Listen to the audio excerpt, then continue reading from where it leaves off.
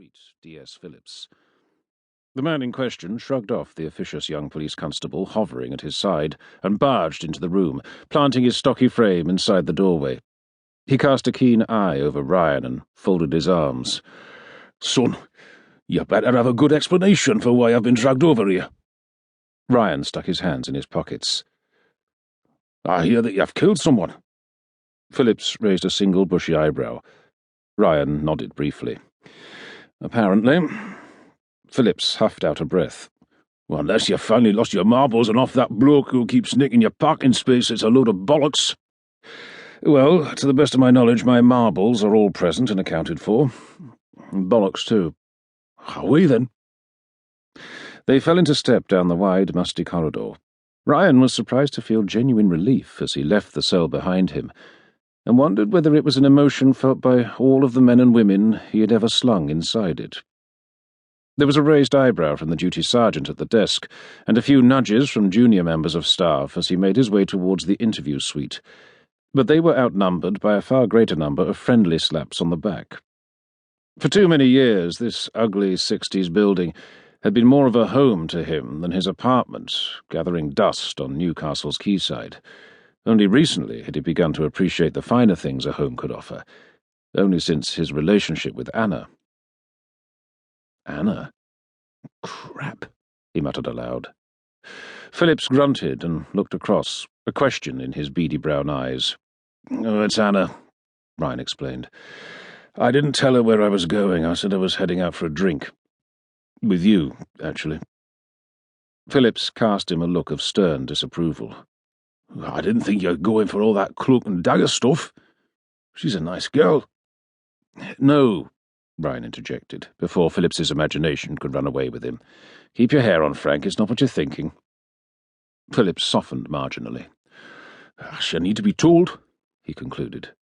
"I know," Ryan snapped, wondering how he could tell his girlfriend that Mark Bowers, the man she thought of as a surrogate father and had looked up to for most of her life, had been found dead in a deserted hilltop church. Added to which, there was the small matter of him having been arrested on suspicion of the bloke's murder. "You want me to call her?" Phillips offered, but Ryan shook his head. "I get a phone call, don't I?" He had to laugh. "I'll talk to her after you've finished the Inquisition." Phillips squirmed. Ryan might have been 15 years younger, but he was a professional superior, and after all they had been through together, he was like family. That being the case, it made for an awkward interview scenario, whichever way you looked at it. They made a pit stop for watery vending machine coffee in polystyrene cups, and settled themselves into an interview room.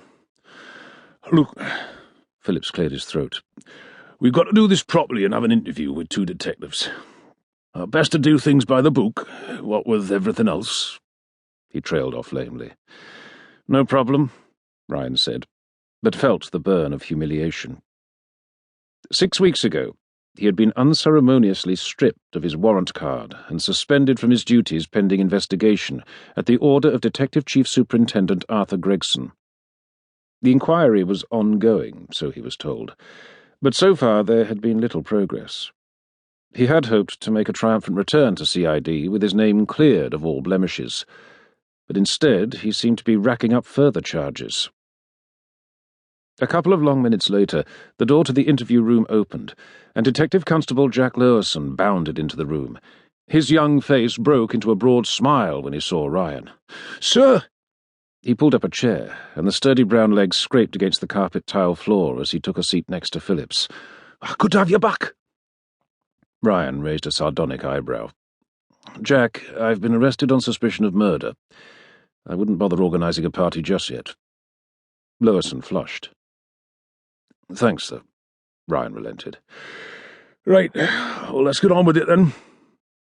Phillips began in his formal voice, shuffling some papers, turning on the tape recorder and reciting the standard caution. "You understand your rights?" "Yes, I understand, and no, I don't need a solicitor."